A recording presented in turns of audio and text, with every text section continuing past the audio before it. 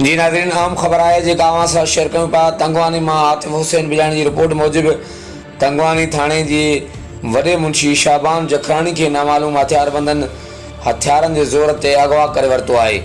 ज़िले कशमोर कंदकोट पुलिस में थरथलो पुलिस नफ़री ॾुआरनि पोयां रवानी इलाइक़े में ख़ौफ़ छायल मिलियल ॼाण मूजिबि तंगवानी थाणे जो वॾो मुंशी शाबान जखरानी तंगवानी थाणे खां कंदकोट तरफ़ वञी रहियो त नामालूम हथियारबंदनि तंगवानी थाणे जी हद तंगवानी कंदकोट मेन रोड हासेवा वटां हथियारनि जे ज़ोर ते खंबे वरितो। हथियारबंद अहलकार खे अगवा करे नामालूम हंधि खणी फ़रार थी विया।